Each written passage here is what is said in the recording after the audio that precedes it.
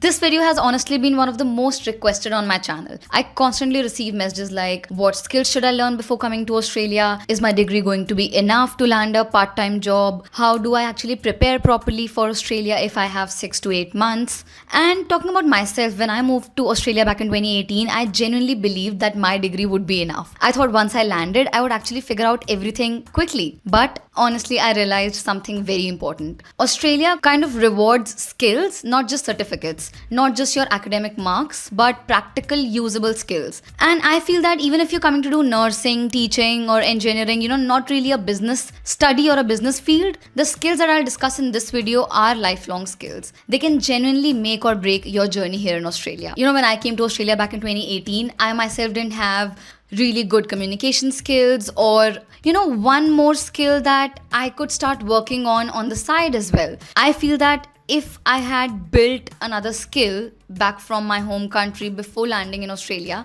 I would have had something in me that I could have used better instead of just scrambling to find a part-time job as soon as I land here. So this is exactly going to be my goal with this video, to help you equip with some of the skills that you can actually prepare for before landing in Australia. Before we begin, this video is sponsored by Ausdire, and I will share more about them shortly because it connects directly to one of the most important sections of this discussion. By the way, if you're new here, my name is Priyanka. I'm a full-time data analyst and a full-time YouTuber now. I help people settle in Australia, so if this is something you're interested in, hit that subscribe button. Now, let's actually jump right into the video. If I had 6 months before moving again to Australia, this is exactly what I would focus on. Number 1, communication skills. I know you've heard me say this hundreds of times, but the first and the most important skill is communication. Not that IELTS or PTE English that you will learn to give that exam, but real-world communication. See, I want to make you understand that in Australia, you will be expected to speak clearly, express your opinions, ask more questions, participate in discussions, and present yourself, and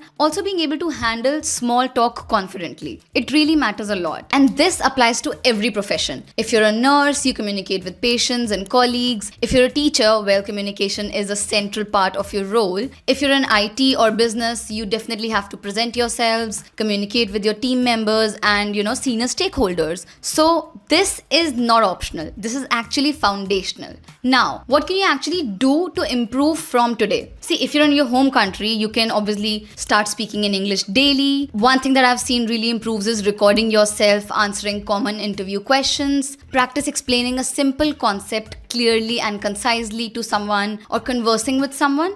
And also observe Australian speakers and notice their tone and pacing. I feel this is a really important one. And if you are, no more in your home country and you've already landed in Australia, maybe you can actively participate in tutorials, you kind of initiate conversations with your classmates, volunteer for group presentations. What I have noticed with communication is that obviously, like every other thing, it improves with practice. The more you do it, the better you get at it. It's like any other thing, it's like any other skill that you learn. Recording yourself, talking to yourself in front of a mirror or a camera, and then watching that recording later and seeing how you can actually improve yourselves is a single most habit that has actually improved my communication. I'll be very honest with you, I started my YouTube channel in Hindi and English, where I was speaking, 60-70% Hindi and 30-40% English. But then I realized that if I also want to improve my communication, and most of the people that are watching my content are going to come to Australia, and Australia is an English-speaking country, so I don't need to make content in Hindi at all, because the people who would be listening to my videos need to be fluent in English. So they need to know English, which is when it struck me that, cool,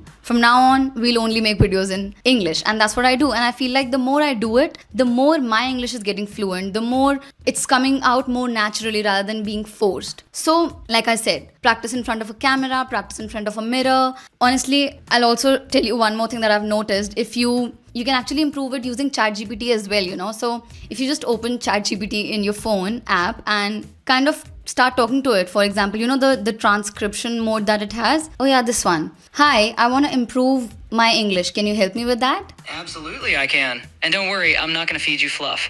If you're serious, we can work on the real stuff. Speaking, writing, whatever's holding you back. So tell me what's tripping you up. Grammar, vocab, or just sounding less like a robot. Let's tackle it with a bit of cheek and a lot of honesty. Okay, so I just want to start from the basics. Like, I want to understand tenses, verbs, nouns, pronouns. How should I start? All right, starting fresh is good. Think of it like building a house. We'll lay down the foundation first, Tenses tell you when, verbs are the action, nouns are the who or what, and pronouns are the little helpers. Start by picking one tense, say present. Okay, I think I'll get back to you. Thank you. No worries. Whenever you're ready to jump back in.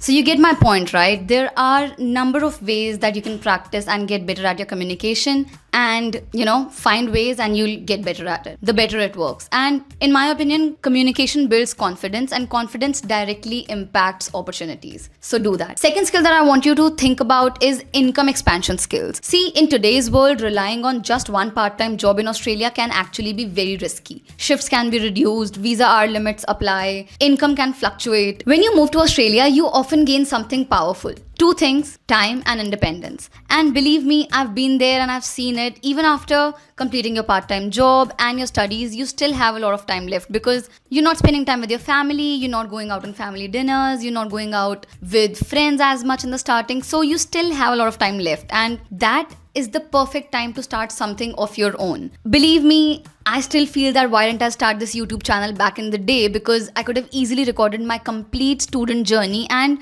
now you don't have to do exactly that. If you're not comfortable sharing your face as much and you're not sure of what to do on the side, you just have to think about what are some of the things that you're currently good at, what are some of the things that you like to do. Anything that you're interested in can potentially become income generating in 2026. For example, if you're creative and if you like to design things, you can probably design Canva graphics and thumbnails. Or maybe if you like cooking, you can look into starting your meal prep services. If you are into beauty and stuff, maybe you can do a nail tech course or some other beauty course and start your own beauty services. Or if you look into AI and stuff, maybe you can look into automation and workflow services. If you probably like to watch videos and you might think you like editing, so maybe you can get into short form editing content. Or if you are into tech and that is related to your current field as well, maybe you can get into website building. You can also go into a lot of virtual admin stuff, become a VA for someone, or social media management. So I feel there are a lot of things that you can do on the side rather than just sticking to your own field.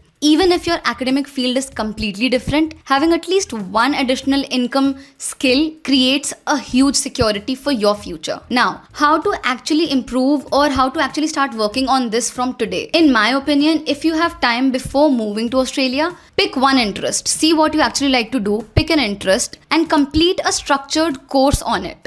Build sample projects, create a small portfolio, and that way you can actually expand when you move to Australia. I actually received so many emails and messages from a lot of my subscribers saying that I've recently moved to Australia and I've started my editing services or my thumbnail services. And honestly, I love to see that because it makes me think that people and students like you have already started your side hustle on the side. So maybe this is something for you as well to think about, that what is it that you can work on the side, choose your interest, get better at it, do a structured course and build a small portfolio before you land here. But now let's say you're already in Australia. Then what you can do is maybe choose that one skill and focus consistently on it. Dedicate 30 to 60 minutes daily to it and then improve gradually rather than attempting too many things at one time. Now at some point, if you actually decide to grow that skill into a proper service, you will likely need either an online presence such as a website, branding support, or help structuring your services professionally. And that's where our today's sponsor comes in. This video is sponsored by Ozdier. Ozdier is a marketplace where freelancers publish structured offers and buyers can purchase those offers directly without a bidding process. The scope and pricing are clearly defined upfront, which provides clarity and transparency. Now, for example, if you build a small service and later need a website, branding, or any additional support, you can hire a freelancer through an offer. Similarly, if you develop a skill such as editing, design, or AI services and want to advertise yourself professionally, you can publish your own offer as a freelancer. Ozdier also uses secure escrow, which means payment is protected and only released after the work is delivered and accepted.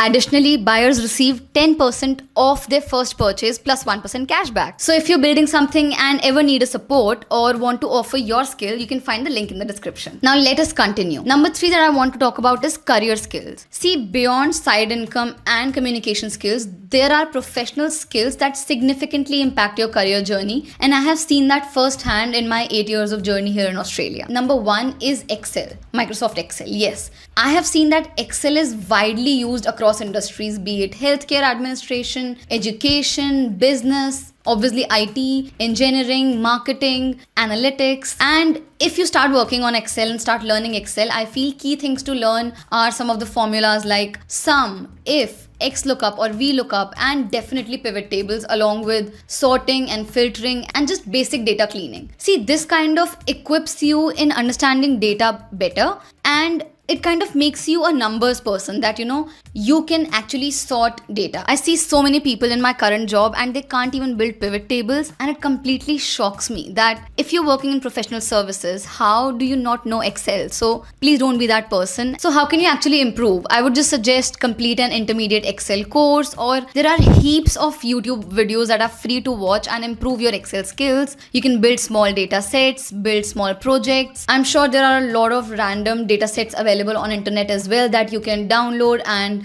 kind of start sorting, cleaning, or just applying those formulas that I just talked about and just getting better at it. And let's say you're already in Australia, you can maybe volunteer for data related tasks in group assignments, or if your course doesn't have Excel at all, maybe you can try and use Excel wherever possible in your part-time roles, or just do it on the side, just learn it as a skill on the side. Second skill would be presentation skills. In Australia, presenting ideas clearly is valued in almost every field. And I think not just in Australia, I think everywhere. There are times when you may need to present in group assignments, staff meetings, professional development sessions, and people can generally tell whether you are good at presenting yourself or not. So I would say maybe learn to structure some PowerPoint slides clearly, avoid overcrowding them on one slide, presenting data in a simpler way, and speaking calmly and confidently, making sure that whatever you're trying to explain is coming across to them properly. Some of the ways to improve could be practice explaining topics aloud, record yourself while presenting, observe well-structured talks, and volunteer to present in class. Next career skill that I really want you to think about is professional writing. See, now I know in today's era we have ChatGPT writing everything for us, but believe me, I can tell if I receive an email if it's ChatGPT or not, if it's produced from an AI model or not. And most of the people in professional setting can tell whether your email has been written via AI or not. So I want you to think about the days when we didn't have AI and then practice professional writing. Or maybe, like I showed you about practicing speaking, practice writing with AI as well, but make sure you're not just asking it to write the whole thing for you. There will be days when you'd be asked to write things and your manager is around you or someone's around you and you can't really use ChatGPT then. So practicing your written professional writing is as important as your oral communication. You need to develop the ability to write concise emails, summarize information clearly, structure reports logically. There will be days when you'd be in a meeting and you'd have to just write the summary of the whole meeting and you might not have ChatGPT then. So don't get used to getting everything written by AI so much that you forget practicing on your writing yourself. So like I said, how you can improve is practice writing professional emails, focus on clarity over complexity, keep messages direct and structured. Try to shorten your sentences as much as you can. And these are kind of some lifelong professional skills. If you start working on these from now on, you will thank me later, I can tell you that. Now, fourth skill that I want you to think about is financial skills. What I've seen is financial stability strongly influences your overall experience in Australia. So if you can maybe learn budgeting, understanding pay slips, tax file number basics, superannuation of Australia, which is your retirement fund, and learn some saving habits. How you can do all of these would be obviously tracking your monthly expenses, set some savings targets, understand how income and tax works in Australia. And I am giving you all of these tips from my own experience, and back in the day I had no idea about how income or tax works in Australia, and to be honest, I still don't understand how super works, and that sometimes becomes very difficult for me. So nowadays I'm actually understanding superannuation in detail and how I can actually maximize my returns. So don't do that mistake, don't be that person. Learn about income tax in Australia, learn about how finances and super and how finances actually work in Australia. So before you land here, I would say learn that, because in my opinion, financial clarity reduces stress and improves decision making like anything else. Let's say you move to Australia, you study a course, and after 2 or 3 years down the lane you realize that you have to change your field or you have to move cities. So you definitely need to have some funds in your account. You need to have an emergency fund. You need to kind of have a rain check in your account. That that is when you would have to be like, okay, because of all the financial decisions that I've made in the past, I have this much money that I can utilize to move to another state and start fresh. But if you won't have money, you won't be able to leave that state and you won't be able to apply for your next visa. So you would be stuck. This is why financial understanding is so important here in Australia. Now, fifth one is kind of a psychological one, which is independence and growth. I've actually talked about this 100 times, but living in Australia actually develops important life skills. Handling rejections, making independent decisions, managing time, living alone, coping with uncertainty. These skills are not academic, but they shape your success here in Australia. Like I've said many times, Australia offers you a reset. So it's important to use that opportunity intentionally. Now, if I had 6 months before moving to Australia again, I would not only focus on my degree related skills, I would focus on building skills, building myself for Australia. Because skills travel with you and degrees only remain on paper. No matter what course you're coming here for, teaching, nursing, chef, business, IT, engineering, these lifelong skills can significantly influence your journey and you will thank me later.